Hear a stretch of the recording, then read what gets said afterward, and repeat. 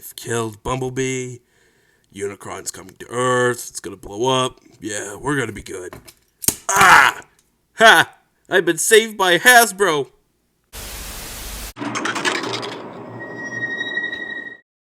In this video, we're going to be taking a look at the new Transformers Studio Series 101 Leader Class Rise the Beast Scourge. And boy oh boy, am I excited to do a review on this guy because there is much to talk about for this figure. In the end, everything you've heard about this video will be consumed. Okay, you know what? That sounded a bit weird. Also, before we continue, can we talk about the box art for Scourge and the Fallen? They kind of look a little similar, especially with the arms oriented like that, and then the arms over here. Look at their tilt just like that. Also, there's one important factor I never talked about when reviewing the Transformers Rise the Beast stuff, but I've never talked about the Transwarp key. It's going to be like that special thing that the bad guys are hunting down, kind of like the Cube or the Matrix. Yeah, this time it's the Transwarp key. Painting and sculpting on this figure is pretty good.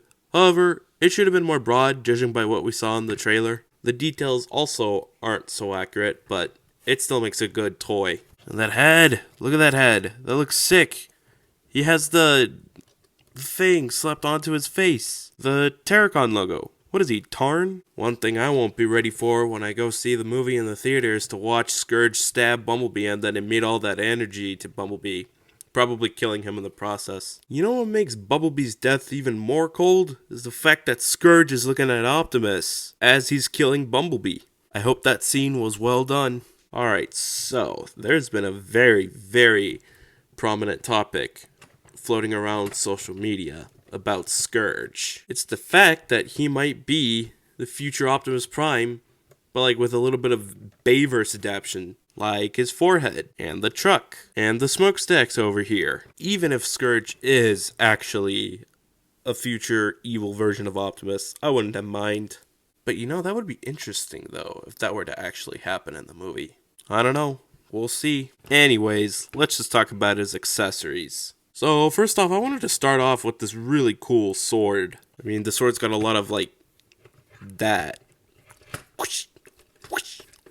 Also, you can open up the hand, which allows you to close in the sword onto Scourge's hand, which is kind of cool.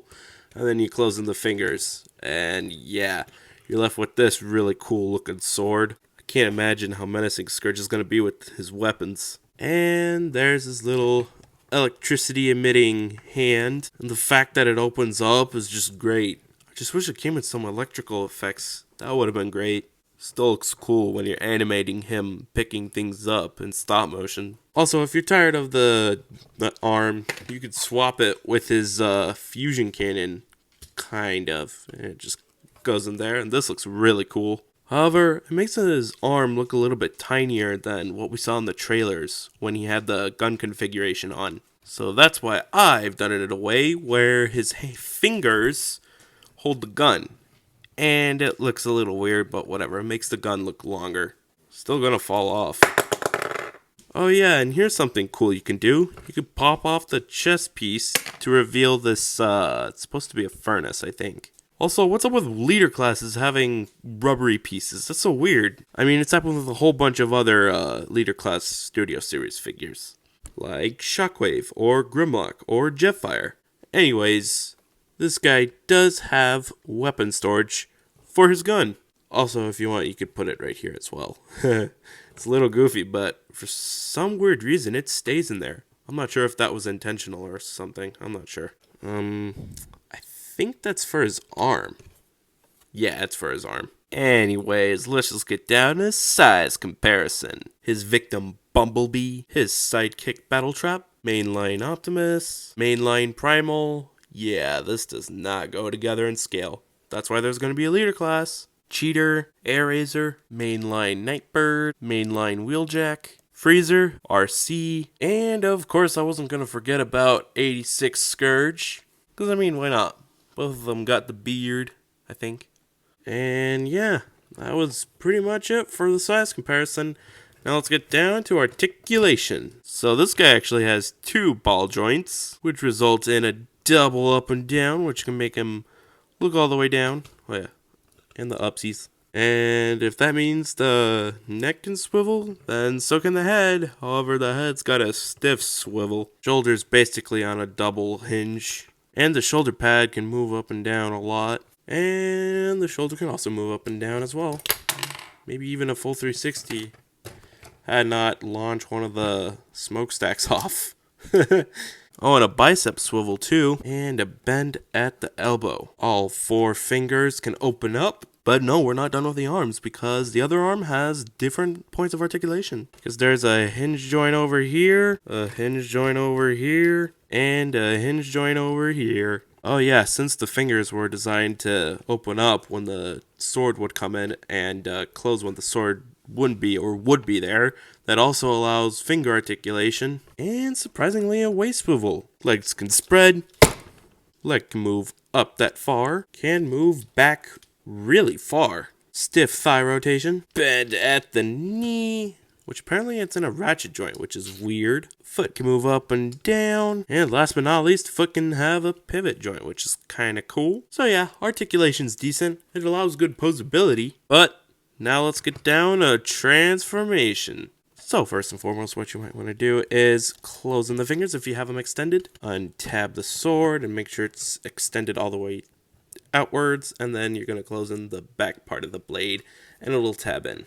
Now, naturally, anyone would start on the top, but for some weird reason I keep on starting on the legs, but I'll try to see if I could start with the top. First off, you're just going to open this whole backpack, open this up, and if that wasn't enough, you got to open this up too. And then you got to extend all this out. And you might as well just open up the panels over here. And you should adjust this to the point where it's like that. And then you're going to supposed to untab it, rotate it to the point where it's like that. And the arm's just going to rest there. And same thing goes with the other side of the arm. However, there's the blade that's supposed to tab in right here, but we're not going to do the legs just yet. Forget it. While we're here, let's just go ahead and do the legs. You're going to make sure it's closed in all the way like that. Same thing with the foot. And then you're going to open that up.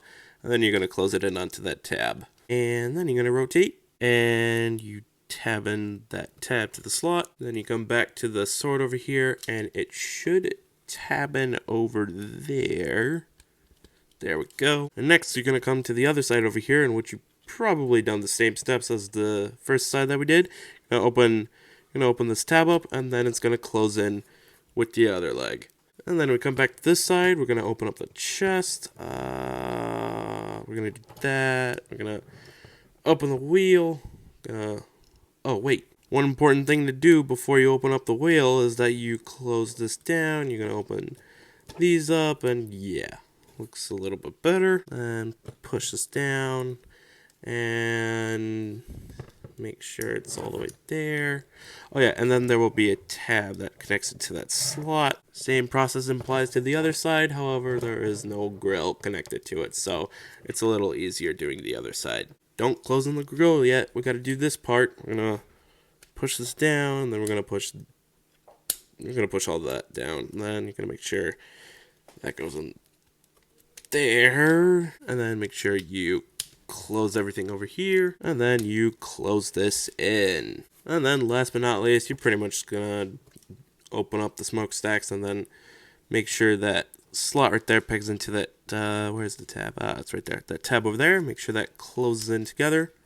There we go. Oh yeah, and then there's another tab that connects it to that slot over there. And same thing goes to the other side. But wait, we're not done yet. You're gonna open up the gun.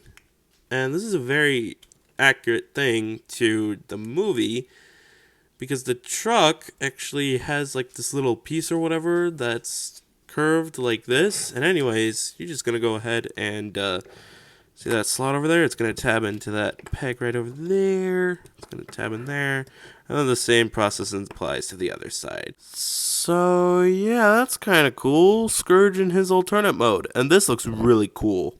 And I gotta say, this is this is one crazy modified semi-truck. I mean, whoever sees a truck drive by with these type of smokestacks, or a crazy grill like this with Decepticon Maximal Wrecker Autobot Decepticon Even Terracon insignias on the back. Looks like this guy keeps markings of insignias of Cybertronians he's killed. Pretty menacing. Also, this is a long truck. Probably like 8 inches or maybe 10 inches. I'm not sure. And no, it doesn't have anything to connect to Optimus Prime's trailer other than pretend it's carrying the trailer. But then that looks a little goofy.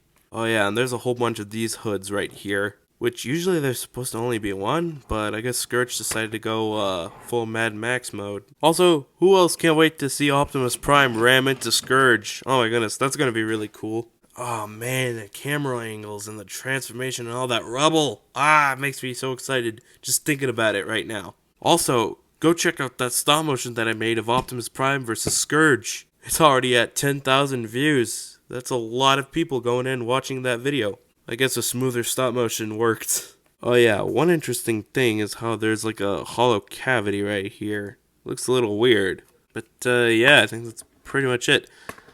Overall, 10 out of 10 truck mode. You know what, that's too biased. I think I'm gonna give it like 9.7. Because the truck mode still has some goofy gaps. Oh, whatever.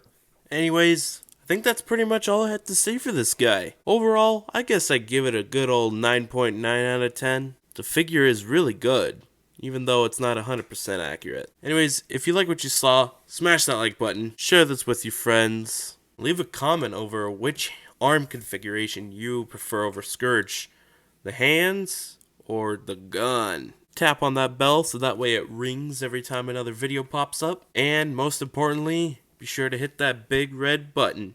Anyways, I think that's pretty much it. See ya!